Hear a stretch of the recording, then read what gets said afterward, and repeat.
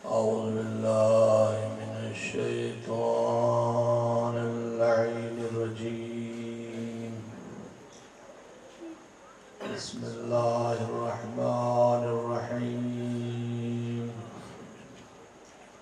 الحمد لله رب العالمين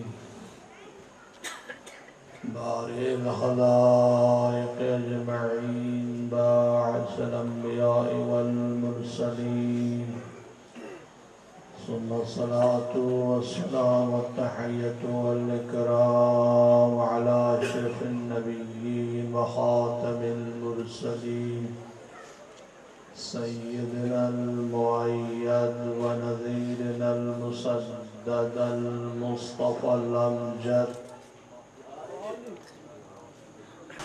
اذان کرامی قدر میں نے آپ کے حمد میں سورہ انبیاء کی ایک آیت پڑھی ہے اور پروردگار عالم کا ارشاد ہو رہا ہے وَجَعَلْنَاهُمْ أَئِمَّةً يَهْدُونَ بِأَمْرِنَا. ہم نے کچھ لوگوں کو امام بنایا، یعنی کچھ لوگوں کو بنایا، ہر کس و ناکس کو نہیں بنایا، کیونکہ امام بننے کی صلاحیت ہر ایک کے اندر نہیں پائی جاتی. کوئی ہوتا ہے جو امام بننے کی صلاحیت رکھتا ہے، اور ہمارے عقیدے کے مطابق امام لوگ نہیں بنا سکتے ہیں، خدا بنا کر بھیجتا ہے. امامت کا جو عہدہ ہے وہ لوگوں کا دیا ہوا نہیں ہوتا، بلکہ خدا صلاحیتوں کو ظرف کو دیکھ کر امام بنا دیتا ہے. تو عزیزان گرامی قدر پروردگار عالم نے کیا فرمایا وَجَعَلْنَاهُمْ أَئِمَّةً يَهْدُونَ بِأَمْرِنَا. ہم نے ان ہستیوں کو امام بنایا. ان ہستیوں کے کچھ کام ہیں اور کچھ خصوصیات ہیں اور کچھ نشانیاں ہیں، کچھ علامتیں ہیں. پہلی علامت یہ ہے يَهْدُونَ بِأَمْرِنَا، ہمیشہ ہمارے حکم کے مطابق لوگوں کی ہدایت کیا کرتے ہیں. ہمارے حکم کے مطابق لوگوں کی ہدایت کیا کرتے ہیں، ہدایت کا فریضہ ہر وقت ادا کرتے رہتے ہیں. اور یہی سبب ہے کہ آج اگرچہ ہمارے زمانے کے امام ہماری آنکھوں کے سامنے نہیں ہے، لیکن پھر بھی ہمارا عقیدہ یہ ہے یہ امام اسی طرح ہماری ہدایت کر رہے ہیں جس طرح ہمارے پہلے ائمہ کیا کرتے تھے.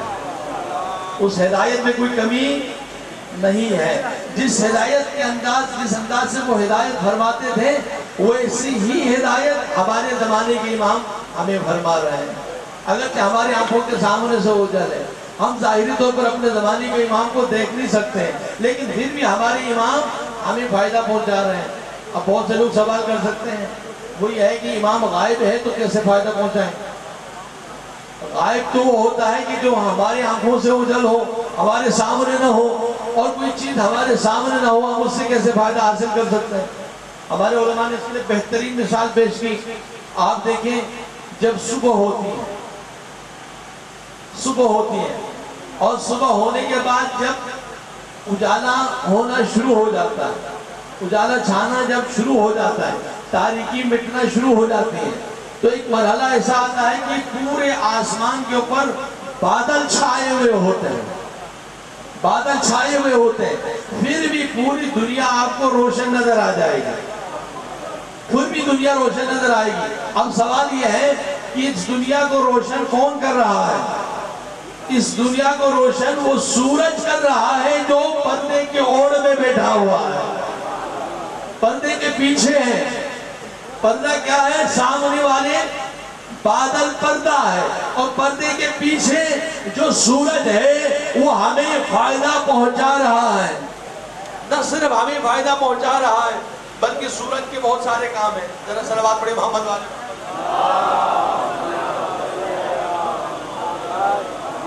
مثلا ایک تو یہ ہے کہ ہمیں دھوپ پہنچائیں، ایک یہ ہے کہ پوری دنیا کو روشن کر دیں، ایک یہ ہے کہ اس کے ذریعے سے زمین کو بھی فائدہ ہوتا ہے. زمین میں آپ جتنے چاہے بیج بوئیں یہ بیج اگتے ہیں سورج کی روشنی کی وجہ سے. اگر سورج کی روشنی کی تپش زمین پہ نہ پڑے تو اندر جتنے بھی وہ بیج ہے وہ سب وہیں سڑ جائیں گے، ختم ہو جائیں گے۔ لیکن یہ بتائیں کہ کبھی کبھار تو ایسا ہوتا ہے کئی مہینے تک بادل چھائے ہوئے ہوتے ہیں، سورج سامنے نظر نہیں آتا، لیکن پھر بھی سامنے سے سبز بھی اگ رہا ہے، دنیا کو روشنی بھی مل رہی ہے، اور ظاہری طور پر پوری دنیا روشن نظر آ رہی ہے۔ تو وہ کون سی چیز ہے؟ وہ سورج ہے جو اگرچہ کئی پردوں کے پیچھے چھپا ہوا ہے، لیکن چونکہ اس کے اندر ایسی نورانیت موجود ہے جو پیچھے چھپنے کے باوجود پوری دنیا کو روشن کر رہی ہے۔ صلوات پڑھیں محمد والے۔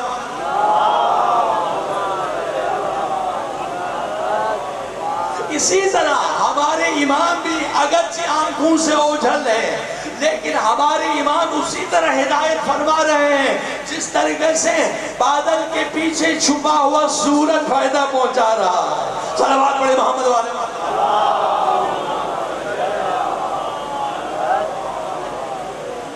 ایک مرتبہ پھر ذرا صلوات پڑھیں محمد والے محمد علیہ وسلم۔ میں ایک چھوٹی سی گزارش مجلس سے پہلے کروں، وہ یہ ہے کہ آپ درود بآواز بلند پڑھا کیجیے۔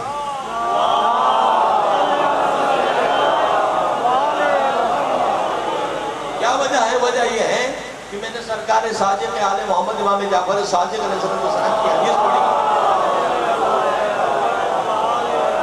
ہمارے بہت پرانے سینئر ذاکر اہل بیت جناب لیاقت کھوکھر صاحب بیٹھے ہیں، ماشاءاللہ حدیث کے حافظ ہیں، بہت اچھی حدیثیں ان کو یاد ہیں، ان کی بڑی مہارت ہے، بہت کافی زمانے سے ممبر حسینی کی خدمت انجام دے رہے ہیں۔ عبارت تصدیق کریں گے، اور یقیناً یہاں بیٹھے ہوئے بہت سارے علماء کرام بھی ہوں گے، اور بہت سے ماشاءاللہ ادادار بھی اس وقت کم سے کم ایک معمولی ہی نہ صحیح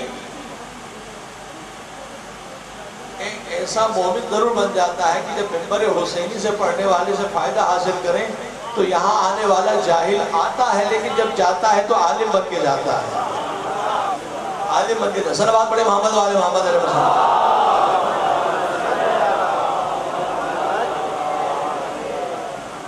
صلوات پڑھی محمد والے محمد علیہ وسلم۔ چھٹے امام کی میں روایت نقل کر رہا ہوں، چھٹے امام کی، آپ کے اور میرے مولا امام جعفر صادق کی روایت نقل کر رہا ہوں۔ چھٹے امام فرماتے ہیں مومن اور کافر میں ایک امتیاز ہے، مومن اور منافق میں بھی ایک امتیاز ہے۔ چھٹے امام کی روایت بہت ذمہ داری کے ساتھ پڑھ رہا ہوں۔ مومن کیا ہے؟ مومن کس کے مقابلے میں ہے؟ کافر کے بھی مقابلے میں ہے، منافق کے بھی مقابلے میں۔ مومن اور کافر کے درمیان کیا فرق ہے؟ مومن اور کافر کے درمیان چھٹے امام فرماتے ہیں کہ نماز کا فرق ہے، نماز کا فرق ہے۔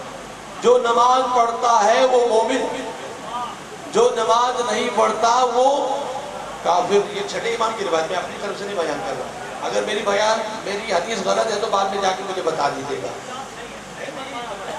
فاصل جو ہے امام نے یہ فرمائی، اور اس کے بعد آپ نے فرمایا مومن اور منافق میں بھی تو کوئی فرق ہونا چاہیے۔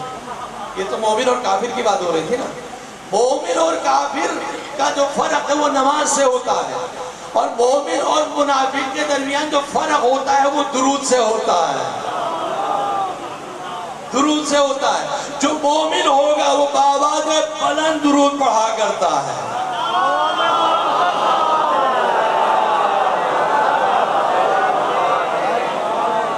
اور آج جمعے کا دن بھی تھا، اس لیے میں ایک روایت اور نقل کروں آپ کی خدمت میں۔ چھٹے امام سے روایت ہے، بڑی عمدہ روایت ہے، بہت زبردست روایت ہے۔ امام فرماتے ہیں ایک فرشتہ 7ویں آسمان پر جمعرات کے دن ظہر کے وقت زوال کے وقت آ جاتا ہے، وہ زمین والوں کی طرف دیکھتا رہتا ہے، اور اس کے ہاتھ میں سونے کا قلم ہے، چاندی کے ورق ہے۔ اللہ، سونے کا قلم ہے، چاندی کے اوراق ہے، اور وہ ایک جملہ لکھتا رہتا ہے۔ اور یہ کب تک لکھتا رہے گا؟ امام نے کہا کہ جمعرات کے دن زوال سے لے کر جمعے کے دن کے زوال تک لکھتا رہتا ہے۔ جمعے کے دن زوال تک لکھتا رہتا ہے. پوچھا مولا یہ کیا لکھتا رہتا ہے؟ امام نے فرمایا زوال جمعرات سے لے کر زوال جمعے تک جو مومن آل محمد پر درود بھیجتا ہے وہ لکھتا رہتا ہے.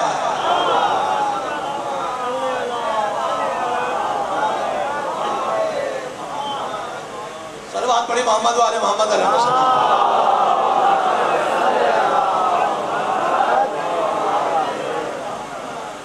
اس سے بڑی اور روایت کیا ہو سکتی ہے؟ اللہ کی رحمت اللہ. اس سے بھی بڑی اہم روایت اور تیسری روایت بھی نقل کر رہا ہوں. تیسری روایت بھی آپ سنیے گا، اس طریقے سے بھی آج بیان کر رہا ہوں. ہمارے اور آپ کی چوتھے امام کا تذکرہ ہونا ہے. ان کے صاحبزادے کا نام ہے امام محمد باقر. ہمارے اور آپ کے پانچویں امام. پانچویں امام سے روایت ہے قیامت کے دن اللہ میدان عدل کو نصب کرے گا. میدان ترازو کو نصب کرے گا. ترازو میں عموماً کتنے پلڑے ہوتے ہیں؟ 2 ہوتے ہیں. اور اللہ کی ترازو میں بھی 2 پلڑے ہیں. ایک میں نیکیاں رکھی جائیں گی، ایک میں بدیاں رکھی جائیں گی. ایک میں اچھے اعمال رکھے جائیں گے اور ایک میں برے اعمال رکھے جائیں گے. اور اٹھانے والا فرشتہ جب اٹھائے گا تو جس کی نیکیاں زیادہ ہوں گی وہ پلہ بھاری ہو جائے گا، اور جس کے گناہ زیادہ ہوں گے وہ پلہ بھاری ہو جائے گا. کہا کہ بہت سے لوگ ایسے ہوں گے جن کی نیکیاں کم، گناہ زیادہ ہوں گے. لیکن کچھ ایسے بھی ہوں گے جن کے گناہ تو ہوں گے زیادہ، لیکن خدا کی طرف سے آواز آئے گی، پردہ غیب سے ایک ندا دینے والا آواز دے کے کہے گا اس کی ایک امانت ہمارے پاس چھپا کے رکھی ہوئی ہے. وہ چھپی ہوئی امانت کیا ہے؟ یہ اٹھتے بیٹھتے سوتے جاگتے ہر وقت محمد و آل محمد پر درود پڑھا کرتا تھا.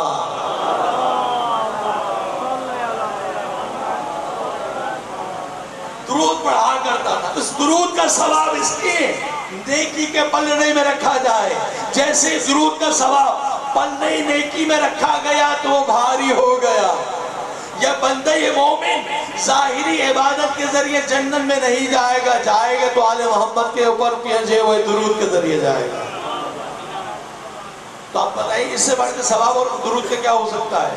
لہذا اب میں اپنے گفتگو کے سلسلے کو آگے بڑھاؤں گا اگر آپ اجازت دے رہے ہیں تو. صلوات پڑھی محمد والے محمد علیہ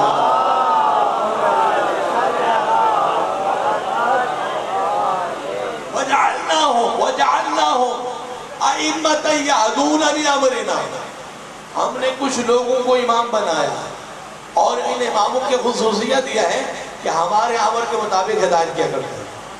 ہمارے امر کے مطابق جو حکم ہم دیں گے وہی حکم پہنچائیں گے. جس چیز کا ہم حکم دیں گے اس چیز کو پہنچائیں گے. چاہے اس حکم کو پہنچانے کے لیے امام کو کتنی مصیبتیں اٹھانی پڑیں، ساری مصیبت اٹھائیں گے، لیکن حکم میں کمی ہم نہیں کریں گے. حکم پہنچانے میں کوتاہی نہیں کریں گے. اور یہی سبب ہے آپ نے دیکھا ہوگا ہمارے 12 کے 12 ائمہ وہ ہیں جنہوں نے اپنی ذمہ داریوں کا احساس گھر میں بیٹھ کے بھی کیا اور زندان میں بیٹھ کے بھی کیا. ہمارے 7ویں امام کتنے سال زندان میں رہے؟ 14 سال زندان میں رہے. اس کے باوجود آپ اپنے فرائض منصبی کو اس طرح ادا کرتے رہے کہ لوگ زندان میں بھی آتے تھے اور امام سے استفادہ کر کے چلے جاتے تھے. دشمن کو پتہ نہیں چلتا تھا. پوچھا گیا مولا ایسی کون سی چیز ہے؟ کہا جب مومن مجھ سے ملنے کا ارادہ کر کے گھر سے نکلتا تھا تو ایسے دشمن کے سامنے آ جاتا تھا جس طرح شب ہجرت میرے جد رسول خدا مشرکین کے درمیان سے گزر گئے. مشرکین کے درمیان سے گزر گئے. مشرکین کی آنکھوں کے سامنے دھول آ گئی اور وہ ظاہری طور پر پیغمبر کو نہ دیکھ سکے، پیغمبر اکرم کو نہ پہچان سکے. گزرے تو پیغمبر انہی کے درمیان تھے لیکن پھر بھی نہیں دیکھ سکے. امام نے فرمایا جس کے پاس ہماری ولایت ہوگی، جس کے پاس ہماری محبت ہوگی، جو ہمارا سچا محب ہوگا، جو ہمارا سچا اہل بیت کا چاہنے والا ہوگا، وہ جب گھر سے نکلے گا ہمارا ارادہ کرے گا، وہ ارادہ اس دشمنوں کے سامنے پردہ بن جائے گا. نعرہ حیدری. پڑھے محمد والے محمد علیہ وسلم۔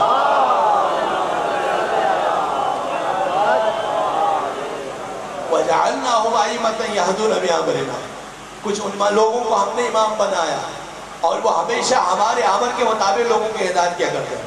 ایک صفت، دوسری صفت یہ ہے وَأَوْحَيْنَا إِلَيْهِمْ فِعْلَ الْخَيْرَاتِ، اور ہم ہی نے ان کو وحی کی ہے کہ وہ ہمیشہ اچھے کام کیا کریں، اچھے کام خود بھی کریں اور دوسروں کو کرنے کی ہدایت کرتے ہیں، خود بھی کریں اور دوسروں کو ہدایت کرتے ہیں۔ وَإِقَامَ الصَّلَاةِ، وہ نماز قائم کرتے ہیں۔ یہ امام کون ہے؟ جو نماز قائم کرتے ہیں۔ وَإِيتَاءَ الزَّكَاةِ، اور وہ ہمیشہ زکوٰۃ ادا کرتے رہتے ہیں، وہ زکوٰۃ ادا کرتے رہتے ہیں۔ وَقَالُوا لَنَا عَابِدِينَ، یہ کتنے اچھے ہمارے عبادت گزار بنتے ہیں، یہ ہمارے کتنے اچھے عبادت گزار بنتے ہیں۔ صلوات پڑھیں محمد والے محمد علیہ وسلم۔ ایک ایک صفت کے اوپر گفتگو ہو سکتی ہے گرامی قدر، نظام ہدایت کے اوپر تو پورا اشرا ہوا، اس موضوع کے اوپر تو میں گفتگو نہیں کروں گا، البتہ میں سلسلے گفتگو کو آگے بڑھانا ہے، اس لیے امامت کا میں تھوڑا سا تذکرہ، ایک بیک گراؤنڈ آپ کے خدمت میں پیش کرنا چاہتا ہوں۔ امامت کیا ہے؟ امامت وہ سلسلہ حفاظت ہے کہ جو تمام شریعتوں کی حفاظت کے لیے اللہ نے قرار دیا ہے۔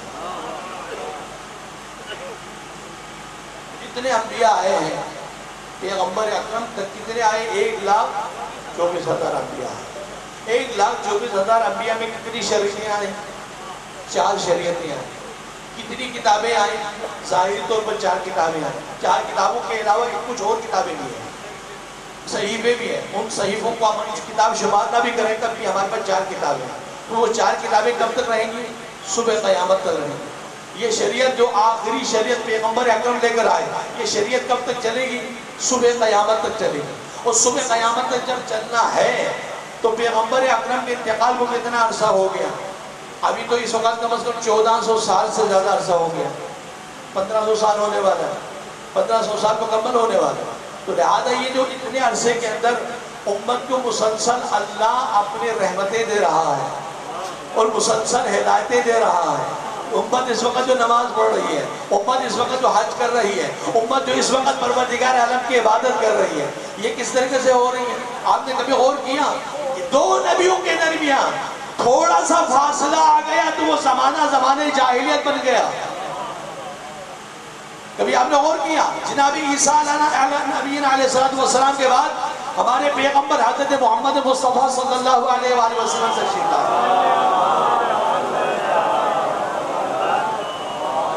صرف 500 کچھ سال کا فاصلہ تھا، 500 کچھ سال کے درمیان پروردگار عالم نے زمانے فطرت کو رکھا۔ اس زمانے فطرت کے اندر نبیوں میں سے کسی نبی کو ہادی بنا کر نہیں بھیجا، تو امت دوبارہ پلٹ کر جہالت کی طرف گئی، جس کی وجہ سے پیغمبر اور عیسیٰ کے درمیان والا جو زمانہ ہے، اس زمانے کو زمانے جاہلیت سے تعبیر کیا جاتا ہے، زمانے جاہلیت سے تعبیر کیا جاتا ہے۔ کیا مطلب؟ اس زمانے کے جتنے لوگ ہیں وہ بغیر امام، بغیر نبی اور بغیر رہنما کی زندگی گزار رہے ہیں، اس لیے اس کے زمانے کو زمانے جاہلیت کہا گیا۔ تو 500 سال وہ ہے کہ جس کے اندر لوگ دوبارہ پلٹ کے کافر ہو گئے، دوبارہ پلٹ کے جاہل ہو گئے، کیونکہ نبی نہیں آیا، رسالت لے کے نہیں آیا، اور کوئی ظاہر طور پر خدا کو نمائندہ نہیں آیا۔ تو پروردگار عالم نے پیغمبر اکرم کے بعد امامت کے سلسلے کو رکھا تاکہ صبح قیامت تک کوئی یہ نہ کہے ہدایت لینے والے تو ہے، دینے والا کوئی نہیں تھا۔ صلوات پڑھے محمد والے محمد علیہ وسلم۔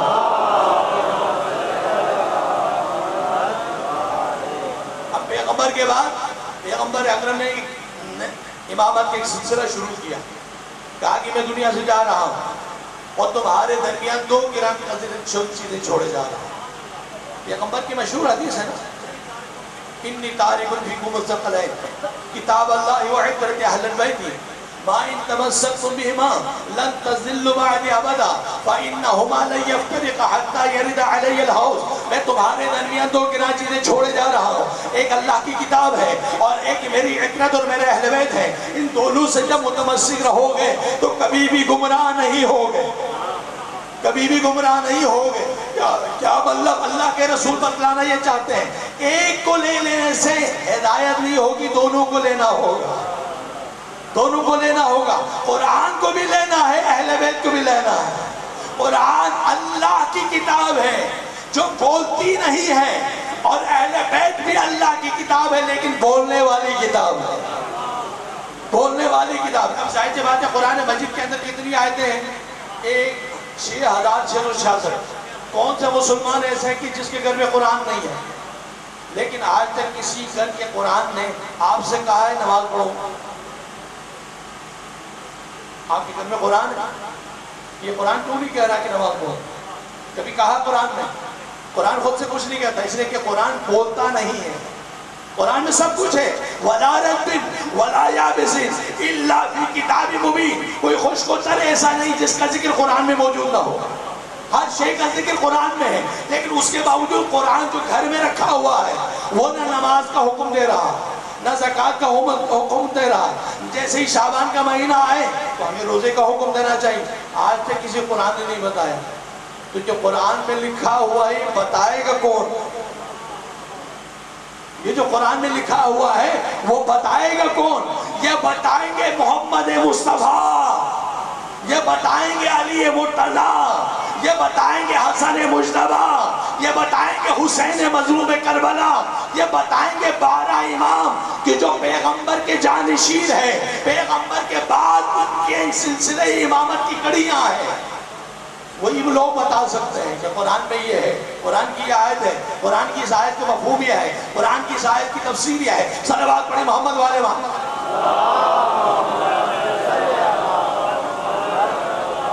ابھی تھوڑی سی تمہید کے اندر آپ کو لے کے آیا ہوں، انشاءاللہ صرف موضوع کی طرف مجھے لے کے چلنا ہے۔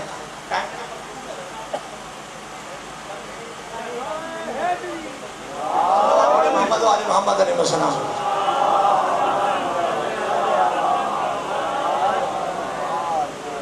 اب ظاہر سی بات ہے کہ ایک قرآن ہے، ایک وارث قرآن ہے، ایک قرآن ہے، ایک مفسر قرآن ہے۔ قرآن تو ہر گھر میں موجود ہے، مفسر قرآن کون ہے؟ محمد والے محمد علیہ السلام، آل محمد ہے جو مفسر قرآن ہے، جو ہم پلے یہ قرآن ہے، ہم پلے یہ قرآن۔ قرآن اور اہل بیت دونوں کو برابر کرا دیا پیغمبر، وزندار 2 چیزیں چھوڑے جا رہا ہے۔ لیکن بڑا خوبصورت جملہ ہے پیغمبر، یعنی حدیث کی یہ جملہ بڑا خوبصورت ہے، اس کی طرف توجہ دیجیے گا، آپ میری طرف توجہ دیجیے گا ذرا۔ میں کچھ باتیں عرض کرنا چاہ رہا ہوں، آپ کی ذہنوں میں محفوظ رہیں یہ باتیں۔ اللہ کی نام قدر پیغمبر نے کیا فرمایا؟ میں 2 وزندار چیزیں چھوڑے جا رہا ہوں، ایک وزندار چیز کا نام ہے قرآن، اور دوسری وزندار چیز کا نام ہے میرا اہل بیت۔ دونوں کو کہا وزندار، ثقلین۔ ثقلین کے معنی ہے 2 ایسی چیزیں کہ جو ہم وزن ہیں، وزن میں برابر۔ کیا وہی ترازو والی مثال ہے؟ اگر آپ ترازو یا عدالت کو سامنے نصب کریں اور ایک میں قرآن کو رکھیں اور ایک میں اہل بیت کو رکھیں تو دونوں برابر ہو جائیں گے، وزن میں دونوں برابر ہو جائیں گے، ان کا وزن بالکل برابر ہوگا۔ اس لیے کہ میری حدیث نہیں، پیغمبر اکرم کی حدیث ہے، اور یہ حدیث صرف ہمارے ہاں نہیں، برادران اہل سنت کے ہاں بھی ہے۔ برادران اہل سنت کے نامی گرامی بڑے بڑے علماء نے اپنی کتابوں کے اندر اس حدیث کو نقل کیا، اور خصوصاً جناب فخر الدین رازی نے اپنی تفسیر کبیر کے اندر بیان کیا۔ یہ حدیث متواتر احادیث میں سے ہے۔ متواتر احادیث وہ ہوتی ہے جن کو جھٹلایا نہیں جا سکتا، جس کو کوئی جھٹلا نہیں سکتا، جس کو کوئی غلط نہیں کہہ سکتا، جس کو کوئی جعلی نہیں کہہ سکتا۔ پیغمبر اکرم کی متواتر احادیث میں سے ایک حدیث ثقلین ہے، اور امام فخر الدین رازی بیان کرتے ہیں میرے پاس جتنی پیغمبر کی حدیثیں آئیں ان تمام حدیثوں میں مضبوط ترین حدیث ثقلین ہے، حدیث ثقلین ہے۔ اب حدیث ثقلین سے کیا سمجھ میں آ رہا؟ حدیث ثقلین سے کیا سمجھ میں آ رہا ہے؟ حدیث ثقلین سے یہ سمجھ میں آ رہا ہے کہ قرآن مجید کو صرف پڑھ لینے سے سمجھ میں نہیں آئے گا جب تک اس کے مفہوم اور مطلب کو کوئی اور نہ بیان کرے، کوئی اور نہ بیان کرے، اور وہ بھی وہ بیان کرے کہ جس کا بیان مستند ہو، جس کا بیان سنت رسول کے مطابق ہو، جس کا بیان حدیث رسول کے مطابق ہو۔ یقینی بات ہے یہ سوائے محمد والے محمد کے اور آپ کو کہیں نظر نہیں آئے گا۔ صلوات پڑھیں محمد والے محمد علیہ السلام۔ بارے دیگر صلوات پڑھے محمد والے محمد علیہ وسلم۔ اب پیغمبر اکرم نے فرمایا کہ میں جا رہا ہوں دنیا سے، دو چیزیں چھوڑے جا رہا ہوں، ایک قرآن اور ایک اہل بیت۔ یہ دونوں کے ساتھ تم نے ساتھ دینا ہے، قرآن کی بھی حفاظت کرنی ہے اور اہل بیت کی بھی حفاظت کرنی ہے۔ قرآن کا بھی احترام کرنا ہے اور اہل بیت کا بھی احترام کرنا ہے۔ قرآن کی بتائی ہوئی تعلیمات پر بھی عمل کرنا ہے اور اہل بیت کی بتائی ہوئی تعلیمات پر بھی عمل کرنا ہے۔ یہ دونوں برابر ہے، دونوں برابر ہے، دونوں کو ساتھ چھوڑے جا رہا ہے، ایک قرآن اور ایک اہل بیت۔ الحمدللہ قرآن ہر گھر میں موجود ہے، کوئی بھی مسلمان ایسا نہیں ہوگا جس کے گھر میں قرآن نہ ہو، ہر مسلمان کے گھر میں۔ الحمدللہ مسلمانوں ہی کا عقیدہ یہ ہے، امام حسین کو سب امام کہتے ہیں، امام حسن کو سب امام کہتے ہیں، امام علی کو سب امام کہتے ہیں، اور یہاں تک کہ الحمدللہ ایک کتاب کا حوالہ دے رہا ہوں، اور اس کتاب کا نام ہے سوائق محرقہ، سوائق محرقہ، امام ابن حجر مکی کی لکھی ہوئی کتاب ہے۔ امام ابن حجر کڑکتی ہوئی مجلیہ، اور یہ جو ہے سوائق محرقہ، آپ بہت تبرکنی برادران اہل سنت کی کتاب، اگرچہ لکھی گئی ہے خلاف ہے، یعنی اہل بیت کے مطلب کے خلاف لکھی گئی ہے، لیکن اس کے باوجود اس کتاب کے اندر صاحب کتاب جناب ابن حجر مکی نے تمام اہل بیت کے سوانح حیات لکھی ہے، تمام، اور کہا کہ پیغمبر اکرم کے جانشین یہ ہستیاں ہیں۔ کہا کہ پہلے کا نام علی ہے، دوسرے کا نام حسن ہے، تیسرے کا نام حسین ہے، چوتھے کا نام علی ہے، پانچویں کا نام محمد ہے، چھٹے کا نام جعفر ہے، ساتویں کا نام موسیٰ ہے، آٹھویں کا نام علی ہے، نویں کا نام محمد ہے، دسویں کا نام علی ہے، گیارہویں کا نام حسن ہے، بارہویں کا نام محمد مہدی آخر الزمانہ۔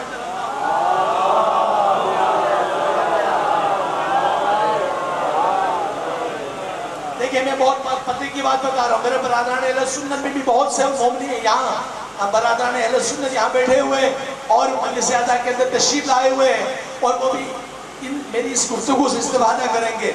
کی حدیث ہے، مختلف حدیث ہے، اس لیے میں مختلف انداز میں بیان کر رہا ہوں۔ اور پیغمبر اکرم نے جب پوچھا، پیغمبر اکرم سے پوچھا گیا کہ اللہ کے رسول کیا آپ ان کا تعارف پیش کر سکتے ہیں؟ بالکل، ان سب کا تعارف میں کرا کے دنیا سے جانا چاہتا ہوں، کیا ان کے نام بتا سکتے ہیں؟ پیغمبر اکرم نے فرمایا بالکل بتا سکتا ہوں۔ پوچھا کون کون ہے؟ کہا پہلے کا نام علی ہے، دوسرے کا نام حسن ہے، تیسرے کا نام حسین ہے۔ اس طرح سے جس طرح ہمارے ائمہ کے نام آپ کو یاد ہے، اسی طرح سے پیغمبر اکرم کی حدیث کے اندر موجود ہے، اور یہ حدیث آپ کو ینابیع المودہ کے اندر بھی ملے گی، جو امام سلیمان قدوسی رحمۃ اللہ علیہ کی لکھی ہوئی کتاب ہے، اس کے اندر بھی آپ کو یہ حدیث ملے گی۔ جو برادران اہل سنت کے بہت بڑے عالم ہیں، انہوں نے بھی اس کتاب کے اندر اس حدیث کو نقل کیا ہے۔ اس کے بعد پیغمبر اکرم سے دوسرا سوال ہوا، یہ بتائیں آپ کے بعد کتنے ہوں گے؟ کیا 12 ہوں گے؟ 12 کا عدد مسلسل آ رہا، 12 کا عدد مسلسل آ رہا، اور آپ نے بتایا 12 ہوں گے۔ 12 کے نام کیا ہے؟ آپ نے بتا دیے۔ کہا 12 کی ولدیت کے نام کیا ہے؟ والدوں کے نام بتا دیے۔ اس کے بعد کہا کہ 12 کے القاب کیا ہے؟ ہر ایک کا پیغمبر اکرم نے ان کے دنیا میں آنے سے پہلے القاب بیان کرنا شروع کر دیے۔ پیغمبر نے فرمایا کہ پہلے کا نام علی ہوگا، لقب مرتضی ہوگا، دوسرے کا نام حسن ہوگا، لقب مجتبیٰ ہوگا، تیسرے کا نام حسین ہوگا، لقب سید الشہداء ہوگا، چوتھے کا نام علی ہوگا، لقب زین العابدین ہوگا، پانچویں کا نام محمد ہوگا، لقب باقر الاولین و آخرین ہوگا، اور چھٹے کا نام جعفر ہوگا، لقب صادق آل محمد ہوگا، ساتویں کا نام موسیٰ ہوگا، لقب کاظم ہوگا، آٹھویں کا نام علی ہوگا، لقب رضا ہوگا، اور 10ویں کا نام محمد ہوگا، اور لقب تقی ہوگا، 10ویں کا نام علی ہوگا، لقب نقی اور ہادی ہوگا، اور 11ویں کا نام حسن ہوگا، لقب عسکری ہوگا، 12ویں کا نام وہی ہوگا جو میرا نام ہے، اور لقب ان کا مہدی دورہ ہوگا۔ صلوات پڑھے محمد والے محمد،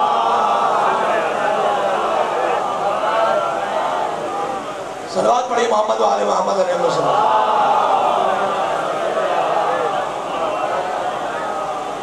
اذان گرامی قدر، میری آواز آپ تک آ رہی ہے؟ آپ غور سے سماعت فرمائیے گا، میں اہم پیغام آپ کو دے کے جانا چاہ رہا ہوں۔ اب آپ دیکھیں الحمدللہ مسلمانوں کے اس وقت 72 سے 73 فرقے ہو گئے ہیں، اور ہم کسی کو جہنمی قرار نہیں دے سکتے، اس لیے کہ ہم کون ہوتے ہیں جہنمی قرار دینے والے؟ اور ہم میں سے ہر ایک کا عقیدہ یہی ہے کہ ہم میں سے ہر ایک الحمدللہ جنتی ہے، اس میں کوئی شک ہی نہیں ہے، ہر ایک کو عقیدہ رکھنے کا حق ہے، کیونکہ پیغمبر اکرم نے فرمایا کہ میرے بعد یہ 12 ہوں گے۔ یہ جو 12 کا عدد ہے جس کی خصوصیات پیغمبر اپنی حدیثوں میں کھل کے بیان کی، نام کے ذریعے، ولدیت کے ذریعے، القابات کے ذریعے کھل کے پیغمبر نے بتایا، ہر ایک کا تعارف پیش کیا۔ لیکن مجھے ایک جملہ کہنے کی اجازت دیجیے کہ یہ 12 کا عدد نہ آپ کو خلفائے بنی عباس میں نظر آئیں گے، نہ یہ 12 کا عدد خلفائے بنی امیہ میں، اور نہ ہی یہ 12 کا عدد آپ کو آغا خانیوں کے ہاں نظر آئے گا، اور نہ یہ 12 کا عدد آپ کو کسی اور کے ہاں نظر آئے گا۔ اگر نظر آئے گا تو صرف اور صرف مکتب اہل بیت کے بعد نظر آئے گا۔ جو 12 کے 12 عدد یہاں پر موجود ہیں اور جن کا تعارف پیغمبر کرا چکے ہیں، اسی 12 کے سلسلے کو جب سلسلہ شروع ہوا تو پہلے کا نام علی ہے، دوسرا حسن ہے، تیسرا حسین ہے، چوتھا وہ ہے جس کا ذکر آج ہونا ہے۔ صلوات پڑھیں محمد والے محمد۔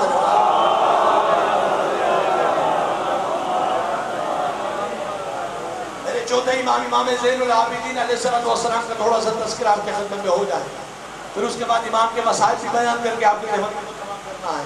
حضرات گرامی قدر، ہمارے چوتھے امام، امام زین العابدین، جن کے بارے میں مختصر آپ کو سوال حیات کے کچھ جملے عرض کروں گا۔ امام کا نام علی ہے، لقب بہت سارے ہیں میرے مولا کے۔ ایک لقب میرے مولا کا زین العابدین ہے، ایک لقب میرے مولا کا سید الساجدین ہے، ایک لقب میرے مولا کا سجاد ہے، ایک لقب میرے مولا کا ذو صفناد ہے۔ یہ سارے القابات ہیں میرے چوتھے امام، اور ہر لقب کی اہمیت بیان کی گئی۔ تاریخوں میں باقاعدہ ہمارے علماء نے خصوصیت کے ساتھ ایک کتاب کا حوالہ دے رہا ہوں، علامہ ذیشان حیدر جوادی علیہ مقامہ کی کتاب نقوش عصمت، 14 معصومین کے اوپر لکھی ہوئی کتاب ہے، بڑی معتبر کتاب ہے، اس کتاب کو پڑھ لیجئے گا۔ اس کے اندر باقاعدہ علامہ نے امام کے القابات میں سے ہر لقب کی وجہ بیان کی، کہا کہ امام زین العابدین کو زین العابدین کیوں کہا جاتا ہے؟ ہمارے چوتھے امام کا ایک لقب کیا ہے؟ زین العابدین۔ زین العابدین کا لقب امام کو کیسے ملا؟ کہا کہ 2 وجہ سے۔ ایک وجہ یہ ہے کہ چونکہ امام تمام ائمہ میں سب سے زیادہ عبادت گزار ہے۔ عبادت کا عالم یہ تھا، میرے مولا کا ایک باغ مدینے میں ہوا کرتا تھا، اس باغ کے اندر 500 خلدے کے درخت تھے۔ مولا روزانہ اس باغ میں داخل ہو جاتے اور ایک ایک درخت کے نیچے 2 رکعت نماز پڑھا کرتے، 2 رکعت نماز۔ واجب نمازوں کے علاوہ میرے چوتھے امام روزانہ 1000 رکعت نماز پڑھا کرتے ہیں، 1000، جس کی وجہ سے امام کا یہ لقب بن گیا۔ اور دوسری وجہ یہ ہے، پیغمبر فرماتے ہیں، پیغمبر کی حدیث ہے، جب قیامت کا دن ہوگا منادی ندا دے گا، این زین العابدین، عبادت گزاروں کی زینت کہاں ہے؟ تو تمام مجمع کو چیرتا ہوا میرا چوتھا امام آگے بڑھے گا اور یہ آواز دیتا ہوا جائے گا، لبیک یا ربی انا زین العابدین، پروردگار میں حاضر ہوں، میں ہی زین العابدین ہوں۔ پیغمبر اکرم کی حدیث کے مطابق میں نے مولا کا لقب زین العابدین۔ کہا تیسری وجہ یہ ہے، ملعون شیطان جس نے جناب آدم کو بہکانے کی کوشش کی، جس نے جناب نوح کو بہکانے کی کوشش کی، جس نے جناب ابراہیم کو بہکانے کی کوشش کی، جس نے سابقہ تمام انبیاء کو بہکانے کی کوشش کی، وہی شیطان میرے مولا کی کثرت عبادت کو دیکھ کر بہکانے کے لیے آیا اور امام کے انگوٹھے کو چوسنے لگا، اژدہے کی شکل میں آیا، امام کے انگوٹھے کو چوسنے لگا۔ امام قطعی متوجہ نہیں ہوئے، مسلسل اللہ کے عبادت میں مصروف رہے۔ جب نماز ختم ہو چکی، امام کو کوئی فرق نہیں پڑا، امام کو کوئی اثر نہیں ہوا، ایک مرتبہ وہ شیطان یہ کہتا ہوا گیا آج تک ایسا عبادت کرنے والا میں نے نہیں دیکھا. صلوات پڑھے محمد والے محمد.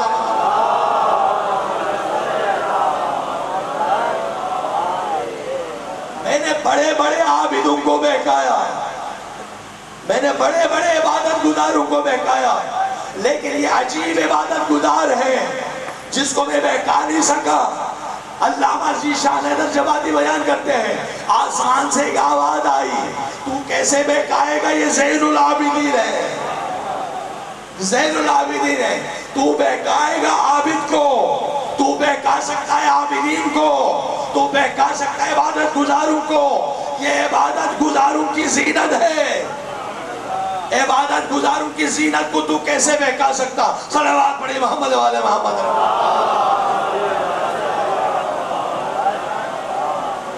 میرے مولا کا ایک لقب سجاد ہے اور سید الساجدین بھی ہے. سجاد اور سید الساجدین میں کیا فرق ہے؟ سجاد عربی میں کہتے ہیں سب سے زیادہ سجدہ کرنے والا, بہت زیادہ سجدہ کرنے والا.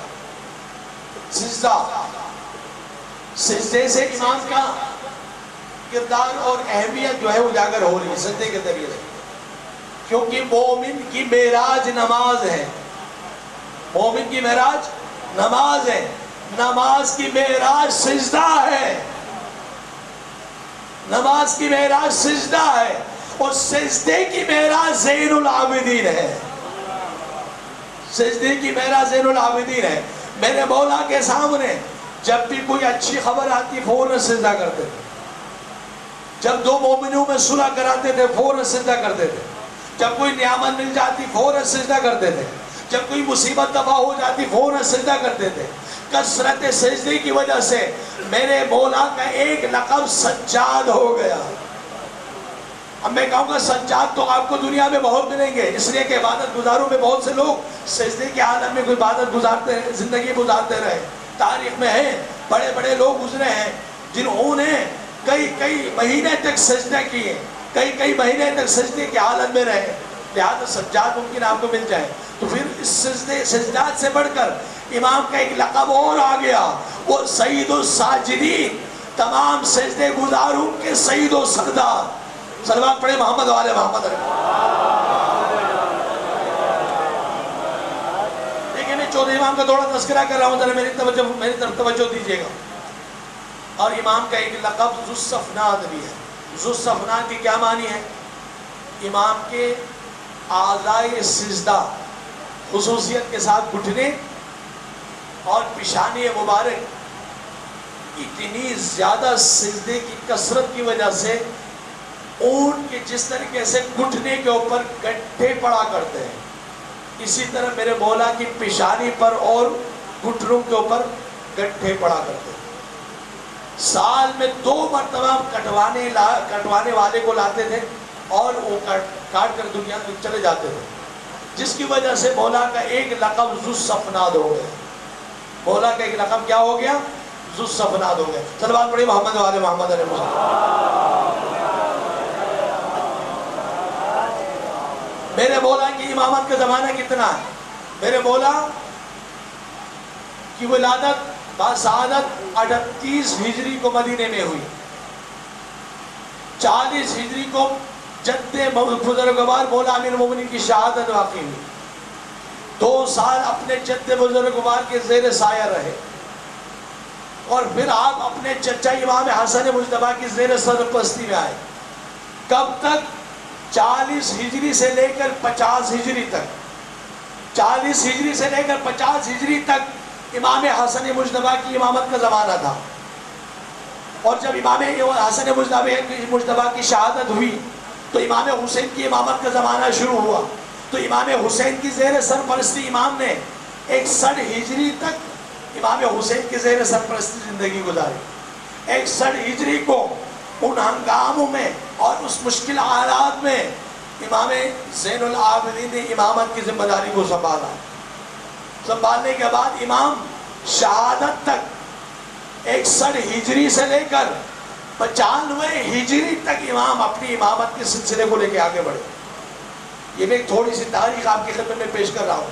تاکہ میرے چھوٹے چھوٹے بچے آج امام زین العابدین کی تاریخ کا کچھ یہاں سے استفادہ بھی کر کے جائیں، امام زین العابدین سے کچھ استفادہ بھی کریں، ان کی زندگی و سوانح حیات کی کچھ باتیں بھی لے کے جائیں۔ صلوات پڑھیں محمد والے محمد۔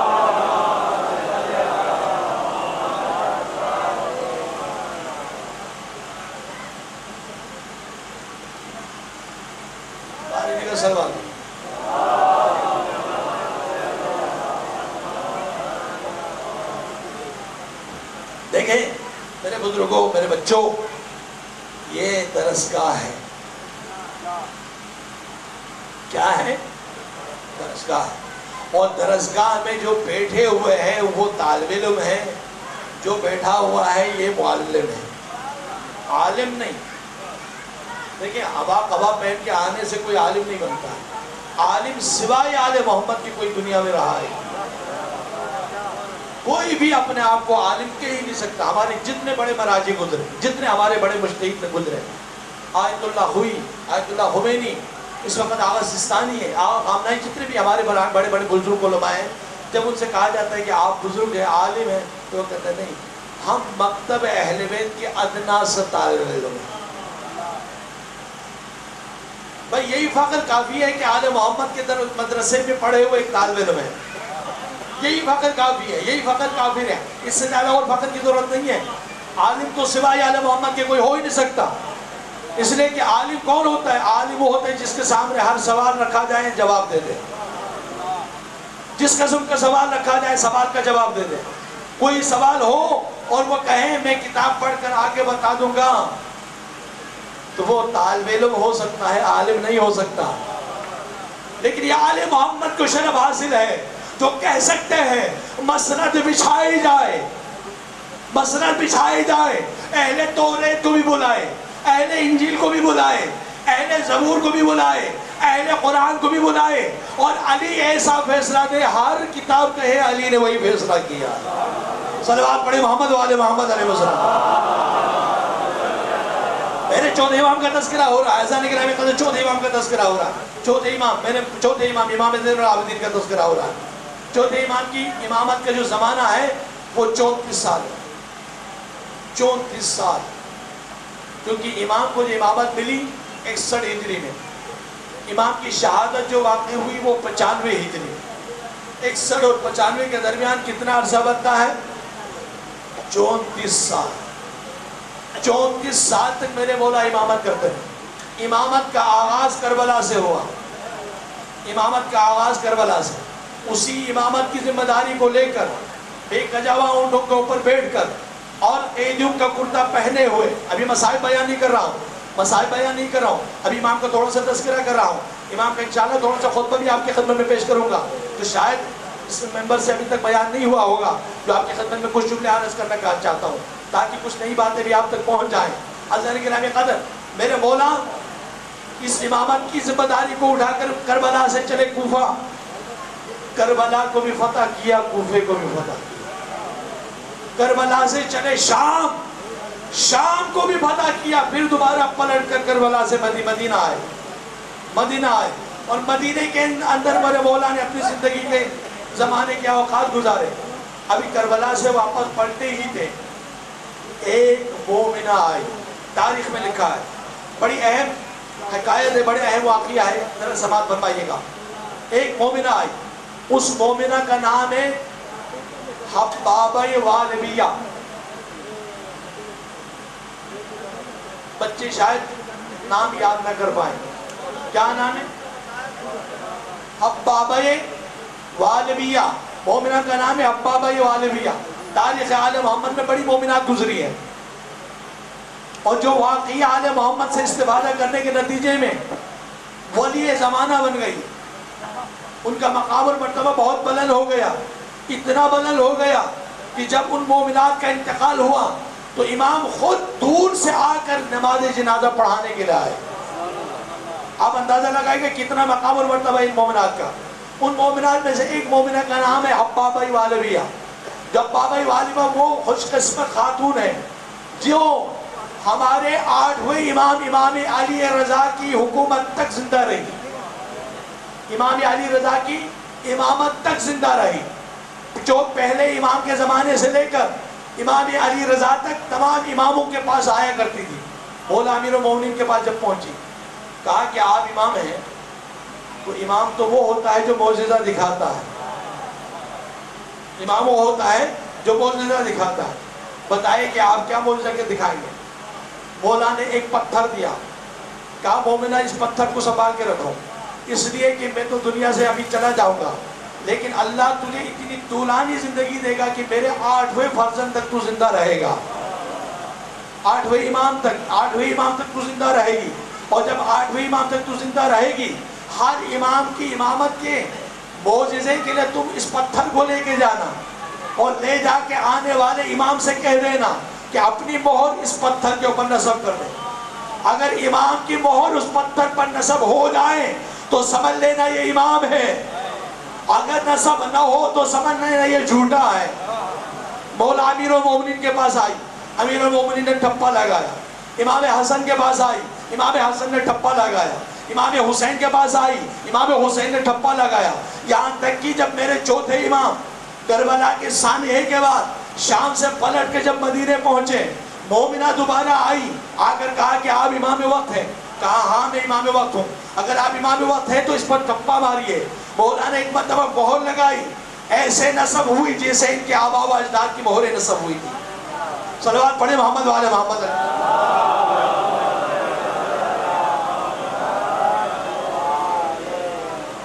دیگر صلوات پڑھے محمد والے محمد علیہ وسلم.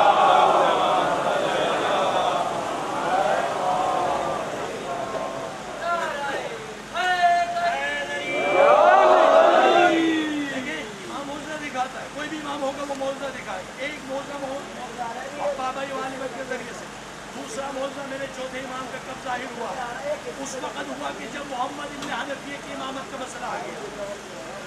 بیان نہیں کیا ہوگا, اس میں بیان کر رہا ہوں, سن رہے ہیں نا, آواز آ رہی ہے میری. محمد ابن حنفیہ کی امامت کا مسئلہ آ گیا. جی محمد ابن حنفیہ نے امامت کا اعلان نہیں کیا تھا, لیکن کچھ لوگوں نے امام بنا لیا. محمد ابن حنفیہ نے کہا بتیجے لوگ ایسے نہیں مانیں گے, آپ کو امامت ثابت کرنے کے لیے معجزہ دکھانا پڑے گا. مولا نے کہا یہ تو مشکل نہیں ہے, جیسا کریں ہم دونوں بیٹے اور بھتیجے خانہ کعبہ میں چلے. خانہ کعبہ میں حجر اسود کے سامنے کھڑے ہو جاتے ہیں. چچا آپ پہلے سلام کیجئے, اور اگر حجر اسود آپ کو جواب دے تو آپ امام, اور میں سلام کروں گا اور میرا جواب دے, سلام کا جواب دے تو میں امام. ٹھیک ہے, دونوں کے ماننے والوں کو مدینے سے لے کے چلے. جب خانہ کعبہ میں پہنچے, سب سے پہلے محمد بن حنفیہ حجر اسود کے سامنے کھڑے ہو گئے. حجر اسود کو سلام کیا, کوئی جواب نہیں دیا. دوسری مرتبہ سلام کیا, کوئی جواب نہیں دیا. تیسری مرتبہ سلام کیا, کوئی جواب نہیں دیا. کہا میں امام نہیں ہوں اس لیے جواب نہیں دے رہا, آپ آگے بڑھیے, آپ آگے بڑھیے. امام کو سلام کرنے کی ضرورت ہی پیش نہیں آئی, امام کو سلام کرنے کی ضرورت ہی پیش نہیں آئی. حجر اسود نے خود بڑھ کے امام کو سلام کیا. صلوات پڑھیں محمد والے محمد علیہ وسلم.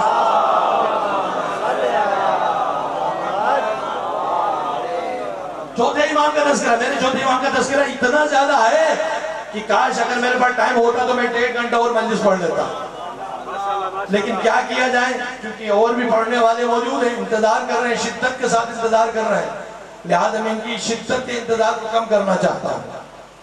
ورنہ تو امام زین العابدین کے اتنے واقعات ہیں جو واقعاً ان مجالس کے اندر بیان ہونے چاہیے, تاکہ آپ امام کے حوالے سے کچھ چیزیں لے کر جائیں یہاں سے. وہی امام اسی خانہ کعبہ میں حجر اسود کو استلام کرنے کے لیے بڑھ رہے ہیں. یہ وہ زمانہ تھا جب ہشام ابن حکم, ہشام بنی امیہ کا بہت بڑا بادشاہ, آ کر حجر اسود کے بوسہ لگانے کے لیے کوشش کر رہا ہے. اتنا زیادہ رش ہے جس کی وجہ سے آگے نہیں بڑھ پائے. مجبوراً رش کم کرنے کے لیے, رش کم کرنے کے انتظار کے لیے برابر میں ایک کرسی لگا کر بیٹھا رہا تاکہ رش کم ہو تو آگے بڑھ کر حجر اسود کو بوسہ دے دو. وہ انتظار کر رہا تھا. وہ ایک عجیب منظر دیکھتا ہے, خانہ کعبہ کے دروازے سے ایک نحیف, ایک کمزور, ایک لاغر اور ایک عصا لیے ہوئے شخص نکلا, اور بڑے آرام، متانت، سکون کے ساتھ آگے بڑھ رہا ہے، اور ایسے بڑھ رہا ہے کہ لوگوں کا اجتماع خود بخود چھٹنے لگا۔ ایسا لگ رہا ہے کہ گویا امام کے لیے آگے پیچھے فرشتے رستہ بنا رہے ہیں، فرشتے رستہ بنا رہے ہیں، اور امام ڈائریکٹ حجر اسود کے پاس گئے، حجر اسود کو استلام کیا، بوسہ دیا۔ جب پلٹ کے جانے لگے تو برابر میں بیٹھے ہوئے شامی نے ہشام سے سوال کیا، ہشام صاحب یہ بتائیے صاحب کون ہے، یہ کون ہے؟ ہشام کہنے لگا میں ان کو نہیں جانتا، میں ان کو نہیں جانتا۔ برابر میں بیٹھا ہوا امام کا درباری شاعر، آل محمد کا محب شاعر جناب فرزدہ بیٹھے ہوئے تھے۔ پھر بدی ایک مرتبہ شیخ کی صورت میں کہا، اے سوال کرنے والے، تو جانتا ہے یا نہیں جانتا؟ میں نہیں جانتا، لیکن میں تو جانتا ہوں یہ کون ہے۔ صلوات پڑھیں محمد والے وہاں۔ میں تو جانتا ہوں یہ کون ہے، یہ وہ ہے جس کو کعبہ بھی جانتا ہے، یہ وہ ہے جس کو حرم بھی جانتا ہے، یہ وہ ہے جس کو زمزم بھی مانتا ہے، یہ وہ ہے جس کو صفا و مروہ بھی جانتے ہیں، یہ وہ ہے کہ جن کے جد اعلیٰ کا نام محمد مصطفیٰ ہے، یہ وہ ہے جن کے جد بزرگواہ کا نام علی مرتضیٰ ہے، یہ وہ ہے جن کے چچا کا نام جعفر طیار ہے، یہ وہ ہے جن کے چچے کا نام حسن مجتبیٰ ہے، اور یہ وہ ہے جن کے والد گرامی کا نام حسین سید الشہداء ہے۔ صلوات پڑھیں محمد والے وہاں۔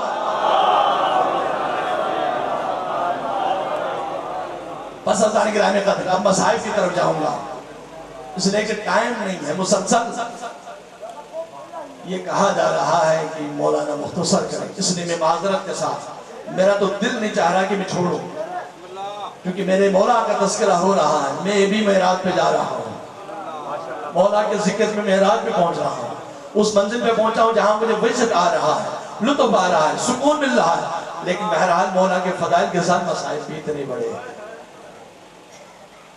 جتنے فضائل بڑے ہیں اتنے مسائل بھی بڑے ہیں۔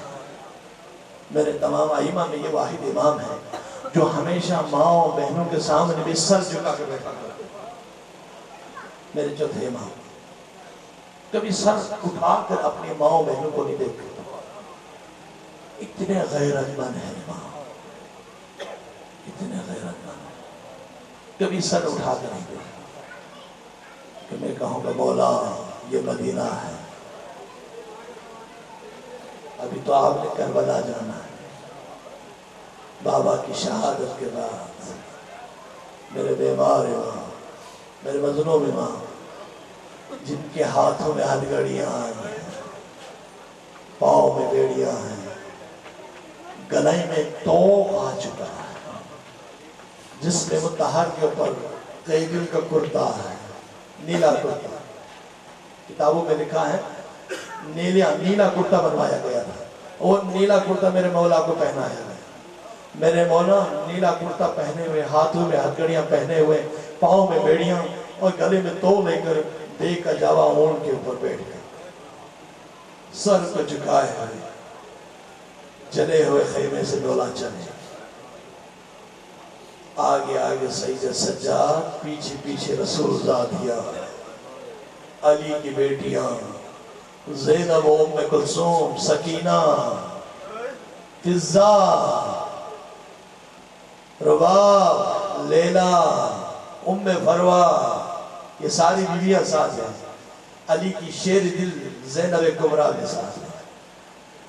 چوتھے امام بیان کرتے ہیں، قافلہ جیسے ہی مقتل میں پہنچا، خیمگاہ آپ نے دیکھی ہے، خیمگاہ دیکھی ہے، جو زبار مولا حسین کے ظاہر گئے ہیں، جنہوں نے خیمگاہ کو دیکھا ہوگا، خیمگاہ اور قتلگاہ تھوڑی سی فاصلے کے، وہ تھوڑے سے فاصلے کے اوپر گئے، جب وہ چلے ہوئے خیمے کے اوپر سے وہاں سے چلے، میرے مولا بیان کرتے ہیں ہمارا لٹا ہوا قافلہ سب سے پہلے قتلگاہ لے جایا گیا، اور جیسے ہی قتلگاہ یہ پہنچا اور ساری بیویاں اپنی اپنی سواریوں سے نیچے زمین پہ کودی، اپنے آپ کو گرایا، زینب کبریٰ نے حسین کے اوپر مولا حسین کے جسم مبارک کو گود میں لیا اور ہاتھوں میں بلند کر کے ایک جملہ کہا جو تاریخ کا جملہ ہے، اللہم تقبل ھذا القربان، پروردگار میری اس قربانی کو قبول فرما، میری اس قربانی کو قبول فرما۔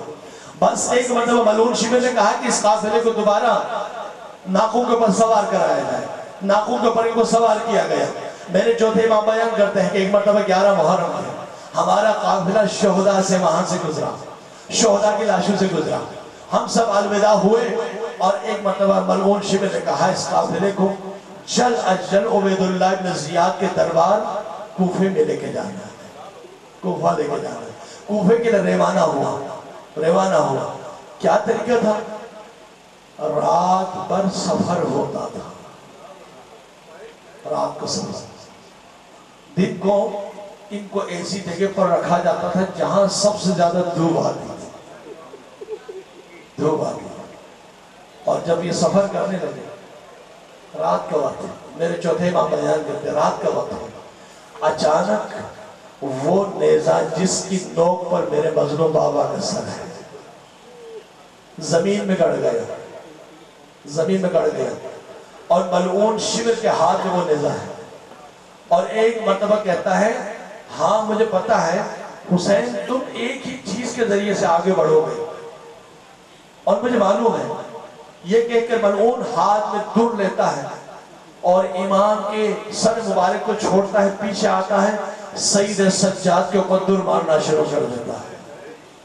میرے مظلوم سید سجاد کی پیٹھ کے اوپر جس میں وہ تحت کے اوپر جب کثرت کے ساتھ در پڑے، مولا سید سجاد نے ایک مرتبہ کہا بابا آپ آگے کیوں نہیں بڑھ رہے، بابا آپ آگے کیوں نہیں بڑھ رہے؟ میرے مظلوم مولا حسین کے سر سے آواز آئی، بیٹے سجاد میں کیسے بڑھوں، میری لاڈلی سکینہ رہ گئی، میری سکینہ رہ گئی، میری سکینہ کہیں گر گئی ہے۔ بس یہ سننا تھا میرے چوتھے امام سید سجاد کس طرح سے ناقے سے اترے ہوں گے، پھپھی زینب کو لیا اور آواز دیتے ہوئے جا رہے بہن سکینہ کہاں ہو، رات کی تاریکی ہے، جنگل ہے، بیابان ہے، جہاں پر کوئی جاننے والا بھی نہیں ہے۔ میرے مولا سید سجاد آواز دیتے جا رہے ہیں بہن سکینہ تم کہاں ہو، بہن سکینہ تم کہاں ہو۔ بس ایک مرتبہ جھاڑیوں کے نیچے ایک نقاب پوش بیوی کو دیکھا، نقاب پوش بیوی کو دیکھا۔ سید سجاد ایک مرتبہ کہنے لگے اے بیوی یہ بتا کہ کیا تو نے کسی بچی کو دیکھا ہے، کسی بچی کو دیکھا ہے؟ بس نقاب پوش بیوی نے کہا ہاں ایک بچی میری گود میں ہے، میری گود میں ہے۔ جیسے ہی سید سجاد آگے بڑھے اور دیکھا کہ نقاب پوش بیوی کی گود میں ایک بچی ہے، اس بچی کو غور سے دیکھا تو سکینہ تھی جو ایک اس مومنہ یا اس مستور کی گود میں بیٹھی ہوئی ہے، اور ہاتھ جوڑ کے کہا اے مستور یہ بتا کربلا سے لے کر اس سفر تک میں نے کوئی ہمارے اوپر احسان کرنے والا نہیں دیکھا، یہ تم احسان کرنے والی کہاں سے آ گئی؟ میری بہن سکینہ کو سنبھالے ہوئے بیٹھی ہو۔ ایک مرتبہ نقاب الٹ کے کہا بیٹے سجاد تم نے نہیں پہچان تمہاری دادی زینب۔ ادھکم اللہ بس مصائب کے چند جملے رہ گئے، آپ کے نعمتوں کو تمام ہونا۔ عزیزان گرامی قدر مورا فرماتے ہیں قافلہ پھر چلا، قافلہ پھر چلا، دوپہر کا وقت ہے، 13 محرم ہے، دوپہر کا وقت اور بڑی کڑی کی دھوپ لگی ہے، اور ملعون عبید اللہ ابن زیاد کی خواہش یہ ہے کہ یہ قافلہ شہر سے باہر روک دیا جائے۔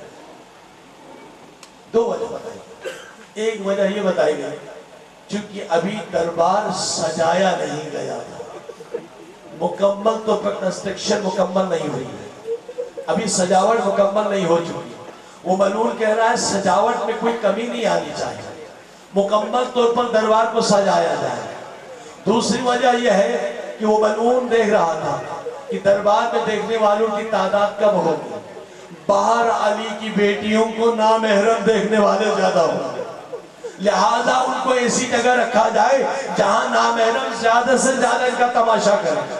لیکن آل محمد کی عظمت کو میرا سلام، خصوصاً میرے مولا کے کٹے ہوئے سر کو میرا سلام۔ میرے مولا نے کوفے کے اس بلوے کے اندر جہاں سب کے سب آل محمد کا تماشا دیکھنے کے لیے آئے ہوئے تھے، سب کی نگاہیں آل محمد کے اوپر تھی، ان کی نگاہیں بہنوں سے ہٹانے کے لیے میرے مولا نے موضوع کا اظہار کیا، تلاوت قرآن شروع کی۔ سارے ملبے کی نگاہ آل رسول سے ہٹی، حسین کی طرف چلی گئی، حسین کی طرف چلی گئی۔ سب دیکھنے والے حسین کو دیکھتے رہ گئے، اس لیے کہ آج تک کسی کٹے ہوئے سر نے تلاوت قرآن نہیں کی تھی۔ یہ واحد سر ہے جو تلاوت کر رہا ہے۔ اَفَحَسِبْتُمْ أَنَّ أَصْحَابَ الْكَهْفِ وَالرَّقِيمِ كَانُوا مِنْ آيَاتِنَا عَجَبًا۔ سورہ کہف کی 9ویں آیت مولا پڑھ رہے تھے، آیت نمبر 9، مولا مسلسل یہ اس آیت کی تلاوت کر رہے تھے۔ آیت کا ترجمہ یہ ہے، اے دیکھنے والے، کیا تم یہ گمان کرتے ہو اصحاب کہف اور رقیم بہت بڑی آیت ہے؟ نہیں، ان سے بڑی آیت تو میں ہوں، ان سے بڑی نشانی تو اللہ کی میں ہوں، اس لیے کہ وہ غار میں چھپے ہوئے ہیں، جب اللہ چاہے ان کو زندہ کر کے لے کر آ جائے۔ لیکن میں وہ ہوں جو ظاہری طور پر زندہ نہیں ہوں، لیکن اس کے باوجود تم دیکھ رہے ہو میرے کٹے ہوئے سر سے تلاوت کی آواز آ رہی ہے۔ اجاکم اللہ۔ ملعون عمر ابن سعد کی خواہش کیا ہے؟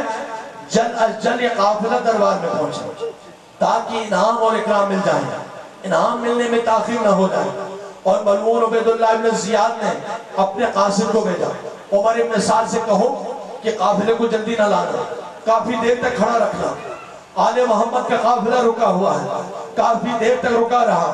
گرمی کا زمانہ ہے، انتہائی گرم دن ہے، گرمی بھی اتنی زیادہ ہے کہ پیاس ہر شخص کو لگ رہی ہے، لیکن یہ وہ پیاسے ہیں جو کربلا میں بھی 3 دن پیاسے رہ چکے ہیں، کربلا میں بھی 3 دن پیاسے رہ چکے ہیں۔ پس عزیزان کرام قدر چوتھے امام بیان کرتے ہیں، ہمارا لٹا ہوا قافلہ ایک مرتبہ کوفے میں پہنچا، کوفے کے اندر جیسے انٹر ہوا، ایک ایک کر کے گھروں کے سامنے سے ہمارا قافلہ گزر رہا تھا۔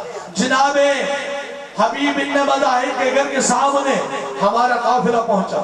حبیب بن مظاہر کے گھر سے حبیب کی بیوہ نکلی، جناب فاطمہ زہرا کی بیٹی کو پرسہ دیا، زینب آپ کو آپ کے بھائی کا پرسہ قبول کیجئے، زینب آپ کو آپ کے بھرے ہوئے گھر کی شہادت کا پرسہ قبول کیجئے۔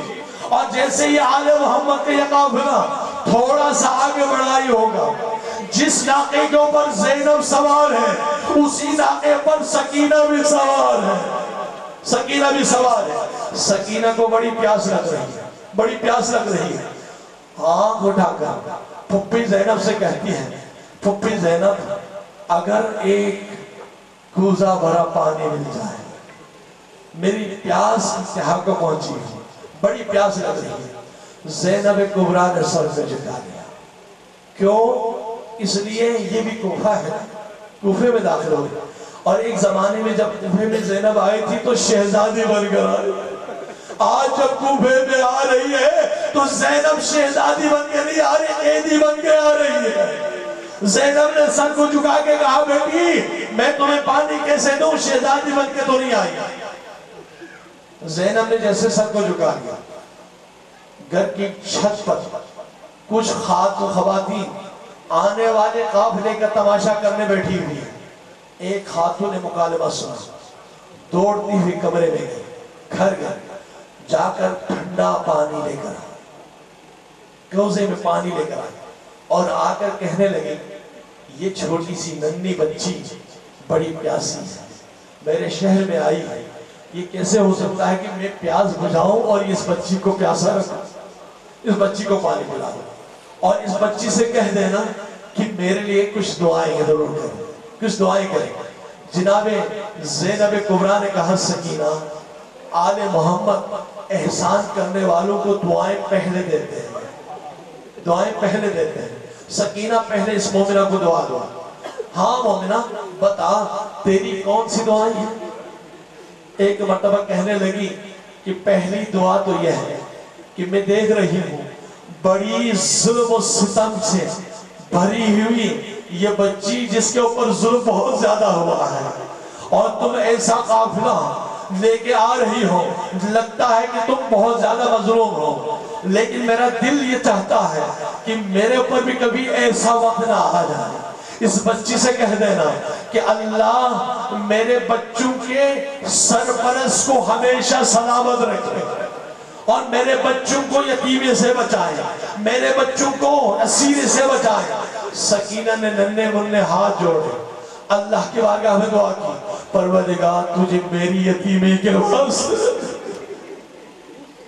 پروردگار تجھے میری یتیمی کے واسطے اس مومنہ کے بچوں کو یتیمی سے بچا، اس مومنہ کے بچوں کو اسیرے سے بچا۔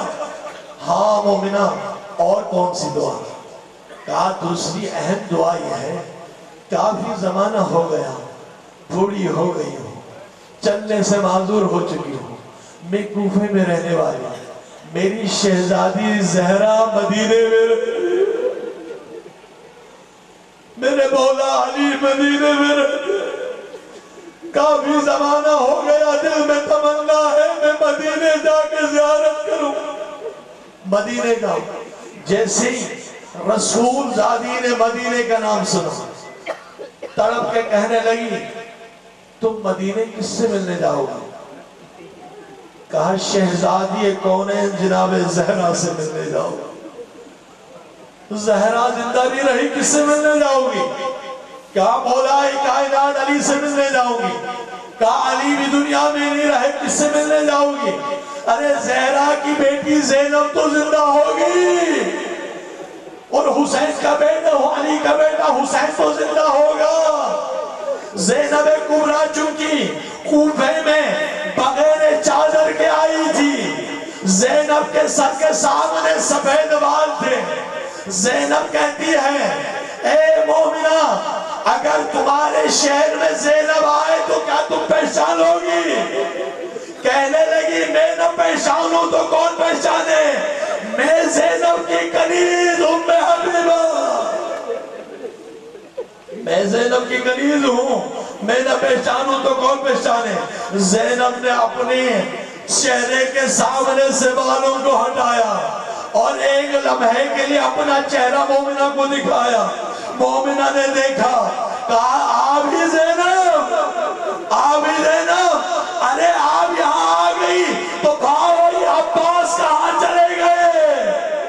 عباس بھائی کہاں چلے گئے؟ زینب نے ہاتھ کو جوڑ کے کہا اے ام حبیبہ، اگر حسین سے ملنا چاہتی ہو وہ دیکھو نوکے نیزے پر، بھائی حسین کا کٹا ہوا سر، زینب سے ملنا چاہتی ہو تو میں یہ دیکھو۔ اللہ ولعنت اللہ علی القوم الظالمین وسيعلم الذین ظلموا ایام منقلبی ینقلبون۔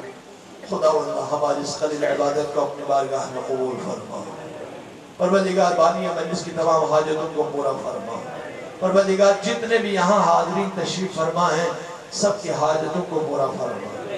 امام سجاد امام الحوائد ہیں، ان کی بارگاہ اور قتلگاہ تھوڑی سی فاصلے کے خطروں سے فاصلے کے اوپر ہے۔ جب وہ چلے ہوئے خیمے کے اوپر سے وہاں سے چلے، میرے مولا بیان کرتے ہیں ہمارا لٹا ہوا قافلہ سب سے پہلے قتلگاہ لے جایا گیا، اور جیسے ہی قتلگاہ یہ پہنچا اور ساری بیویاں اپنی اپنی سواریوں سے نیچے زمین پہ کودی، اپنے آپ کو گرایا۔ زینب کبریٰ نے حسین کے اوپر مولا حسین کے جسم مبارک کو گود میں لیا اور ہاتھوں میں بلند کر کے ایک جملہ کہا جو تاریخ جملہ ہے، اللہم تقبل ھذا القربان، پروردگار میری اس قربانی کو قبول فرما، میری اس قربانی کو قبول فرما۔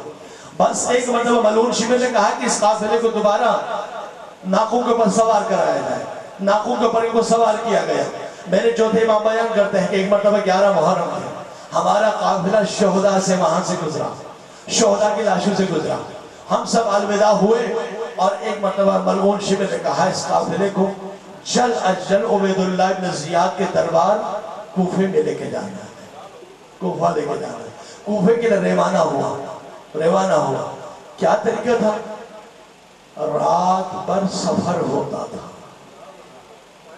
رات کو سفر، दिन को इनको ऐसी जगह पर रखा जाता था जहां सबसे ज्यादा धूप आती थी, धूप आती। और जब ये सफर करने लगे, रात का वक्त, मेरे चौथे इमाम बयान करते, रात का वक्त है, अचानक वो नेजा जिसकी नोक पर मेरे मजलूम बाबा का सर है, जमीन में गड़ गया, जमीन में गड़ गया। और मलऊन शिविर के हाथ में वो नेजा है। और एक मर्तबा कहता है, हाँ मुझे पता है हुसैन, तुम एक ही चीज के जरिए से आगे बढ़ोगे, और मुझे मालूम है। ये कहकर मलऊन हाथ में दूर लेता है और इमाम के सर मुबारक को छोड़ता है, पीछे आता है, सईद सज्जाद के ऊपर दूर मारना शुरू कर देता है। मेरे मजलूम सईद सज्जाद की पीठ के ऊपर, जिसमें वो तहत के ऊपर जब कसरत के साथ दूर पड़े, मौला सईद सज्जाद ने एक मरतबा कहा, बाबा आप आगे क्यों नहीं बढ़ रहे, बाबा आप आगे क्यों नहीं बढ़ रहे। मेरे मजलूम मौला हुसैन के सर से आवाज आई, बेटे सज्जाद मैं कैसे बढ़ूं, मेरी लाडली सकीना रह गई, मेरी सकीना रह गई, मेरी सकीना कहीं गिर गई है। बस ये सुनना था मेरे चौथे इमाम सईद सज्जाद किस तरीके से नाके से उतरे होंगे। फुप्पी ज़ैनब को लिया और आवाज देते हुए जा रहे, बहन सकीना कहाँ हो, रात की तारीकी है, जंगल है, बयाबान है, जहां पर कोई जानने वाला भी नहीं है। मेरे मौला सईद सज्जाद आवाज देते जा रहे हैं, बहन सकीना तुम कहाँ हो, बहन सकीना तुम कहाँ हो। बस एक मर्तबा झाड़ियों के नीचे एक निकाबपोश बीवी को देखा, निकाबपोश बीवी को देखा। सईद सज्जाद एक मर्तबा कहने लगे, ए बीवी ये बता कि क्या तूने किसी बच्ची को देखा है, किसी बच्ची को देखा है। बस निकाबपोश बीवी ने कहा, हाँ एक बच्ची मेरी गोद में है, मेरी गोद में है। जैसे ही सईद सज्जाद आगे बढ़े और देखा कि निकाबपोश बीवी की गोद में एक बच्ची है, उस बच्ची को गौर से देखा तो सकीना थी, जो एक उस मामूमिना या उस मस्तूर की गोद में बैठी हुई है। और हाथ जोड़ के कहा, ए मस्तूर ये बता, करबला से लेकर इस सफर तक मैंने कोई हमारे ऊपर एहसान करने वाला नहीं देखा, ये तुम एहसान करने वाली कहां से आ गई। मेरी बहन सकीना को संभाले हुए बैठी हो। एक मर्तबा निकाब उलट के कहा, बेटे सज्जाद तुमने नहीं पहचान, तुम्हारी दादी अल्लाह।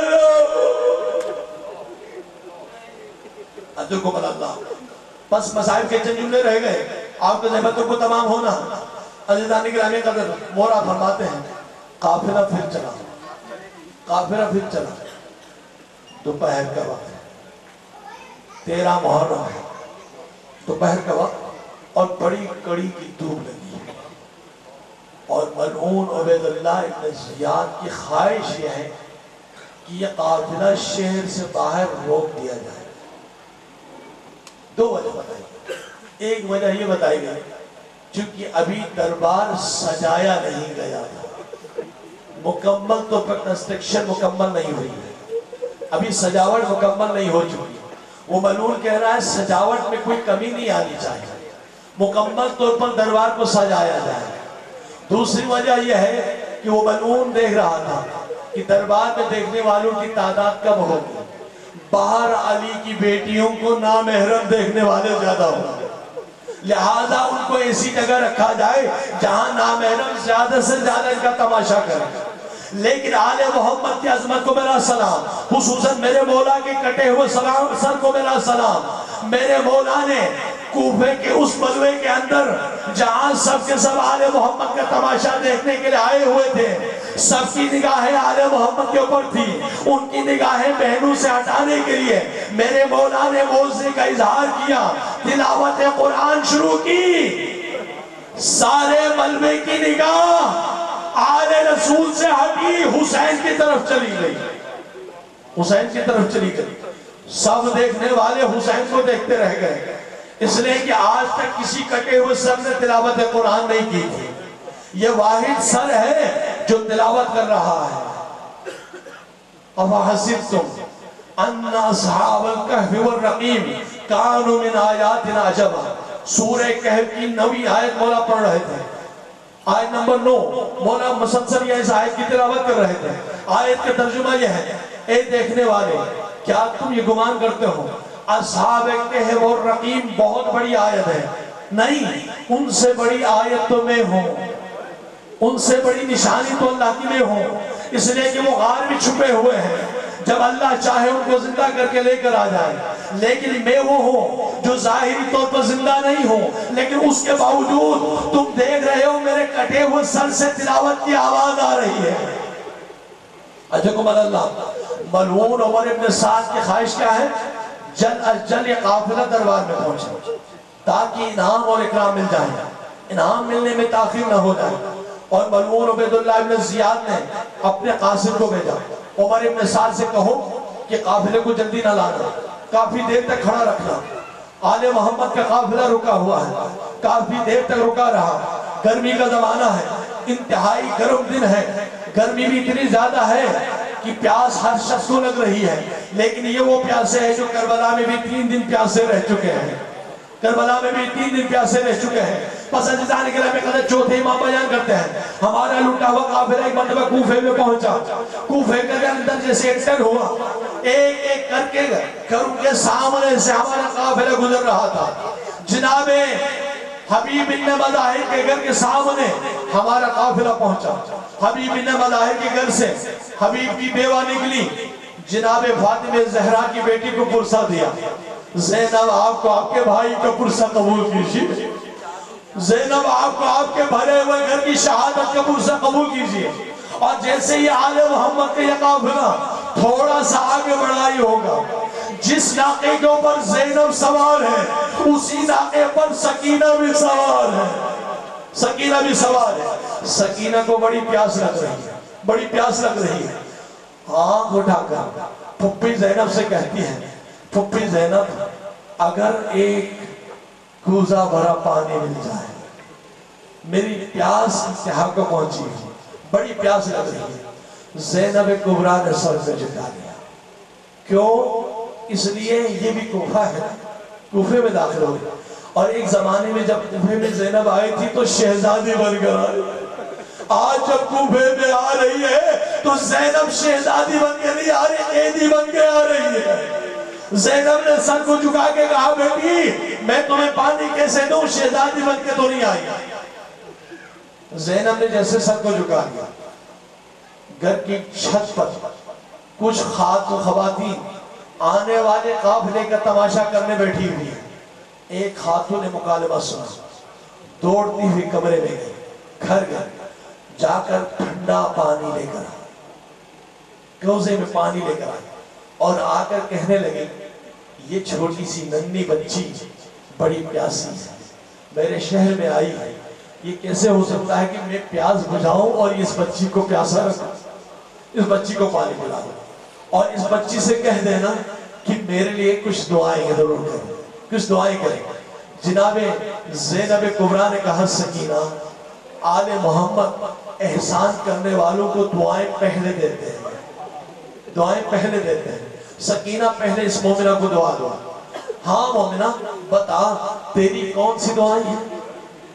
ایک مرتبہ کہنے لگی کہ پہلی دعا تو یہ ہے کہ میں دیکھ رہی ہوں بڑی ظلم و ستم سے بھری ہوئی یہ بچی جس کے اوپر ظلم بہت زیادہ ہوا ہے، اور تم ایسا قافلہ لے کے آ رہی ہو، لگتا ہے کہ تم بہت زیادہ مظلوم ہو، لیکن میرا دل یہ چاہتا ہے کہ میرے اوپر بھی کبھی ایسا وقت نہ آ جائے۔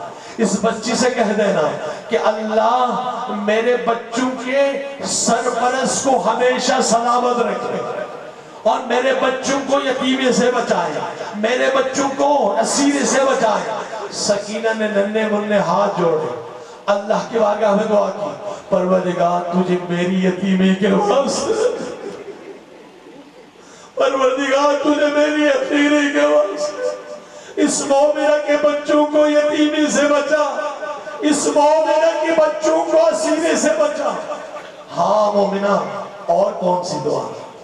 کہا دوسری اہم دعا یہ ہے، کافی زمانہ ہو گیا، بوڑھی ہو گئی ہوں، چلنے سے معذور ہو چکی ہوں، میں کوفے میں رہنے والی ہوں، میری شہزادی زہرا مدینے میں رہتی ہے، میرے مولا علی مدینے میں رہتے ہیں۔ کافی زمانہ ہو گیا، دل میں تمنا ہے میں مدینے جا کے زیارت کروں۔ مدینے کا جیسے ہی رسول زادی نے مدینے کا نام سنا، تڑپ کے کہنے لگی تم مدینے کس سے ملنے جاؤ گا؟ کہا شہزادی کونین جناب زہرا سے ملنے جاؤ گا۔ زہرا زندہ نہیں رہی، کس سے ملنے جاؤ گی؟ کہا مولا کائنات علی سے ملنے جاؤں گی۔ کہا علی بھی دنیا میں نہیں رہے، کس سے ملنے جاؤ گی؟ ارے زہرا کی بیٹی زینب تو زندہ ہوگی، اور حسین کا بیٹا علی کا بیٹا حسین تو زندہ ہوگا۔ زینب کبریٰ چونکہ کوفے میں بغیر چادر کے آئی تھی، زینب کے سر کے سامنے سفید بال تھے۔ زینب کہتی ہے اے مومنہ اگر تمہارے شہر میں زینب آئے تو کیا تم پہچانو گی؟ کہنے لگی میں نہ پہچانوں تو کون پہچانے، میں زینب کی کنیز ام حبیبہ، میں زینب کی کنیز ہوں، میں نہ پہچانوں تو کون پہچانے۔ زینب نے اپنے چہرے کے سامنے سے بالوں کو ہٹایا اور ایک لمحے کے لیے اپنا چہرہ مومنہ کو دکھایا۔ مومنہ نے دیکھا، کہا آپ ہی زینب، آپ ہی زینب، ارے آپ یہاں آ گئی تو بھائی عباس کہاں چلے گئے؟ عباس بھائی کہاں چلے گئے؟ زینب نے ہاتھ کو جوڑ کے کہا اے ام حبیبہ اگر حسین سے ملنا چاہتی ہو وہ دیکھو نوکے نیزے پر بھائی حسین کا کٹا ہوا سر، زینب سے ملنا چاہتی ہو تو میں یہ دیکھو۔ اللہ ولعنت اللہ علی القوم الظالمین وسيعلم الذين ظلموا ایام منقلبی ينقلبون۔ خداوند ہماری اس خلیل عبادت کو اپنی بارگاہ میں قبول فرما، پروردگار بانی مجلس کی تمام حاجتوں کو پورا فرما، پروردگار جتنے بھی یہاں حاضرین تشریف فرما ہیں سب کی حاجتوں کو پورا فرما۔ امام سجاد بھی باب الحوائج ہے، ان کے بارے میں ہمارے پریشان مومن کی پریشانی دور ہے، ہمارے علماء حقہ ذاکرین کرام کو صحت و سلامتی تندرستی عطا ہو۔ پروردگار ہمارے تمام شہداء کو شہداء کربلا کے ساتھ توفیق فرما، بالخصوص اس علاقے کے مجاہد ملت عالی جناب علامہ دیدار علی جلبانی علی اللہ مقامہ، جنہوں نے پچھلے سال شہادت پیش کی اللہ کے بارگاہ میں، محمد و آل محمد کی محبت کی جرم میں قتل ہوئے، پروردگار ان کے درجات کو بلند فرما۔ پروردگار ہمارے جتنے یہاں تشریف میں سب کی حاجتوں کو پورا فرما، امام کے ظہور میں تعجیل فرما، دشمنان اہل بیت کی نست و نابود فرما، ہماری جلوسوں کی ہماری مجلسوں کی حفاظت فرما۔ پروردگار یہ مومن جن کے بھائی بیمار ہیں، بیمار کربلا کے صدقے میں جلد اجل شفاء کلی عطا فرما، جو مقروض ہیں ان کے قرضوں کو مولا غیب سے عطا فرما، جو بے اولاد ہیں ان کو اولاد صالح عطا فرما، جن کے ہاں اولادیں ہیں ان کے اولادوں کو بہترین عزادار بہترین محب اہل بیت بننے کی توفیق عطا فرما۔ پروردگار تمام مظالم کے انتقام کے لیے اپنی آخری حجت کے ظہور میں تعجیل فرما، ہمیں ان کا صاحب عوام میں شامل ہونے کی توفیق عطا فرما۔ جزاک اللہ۔ یہ تھے حجت الاسلام والمسلمین علامہ احمد علی امینی صاحب۔ اب میں ملتمس ہوں ذاکر اہل بیت جناب ایڈوکیٹ نصیر الحسن صاحب تشریف لیں اور مجلس اعزاز سے خطاب فرمائیں۔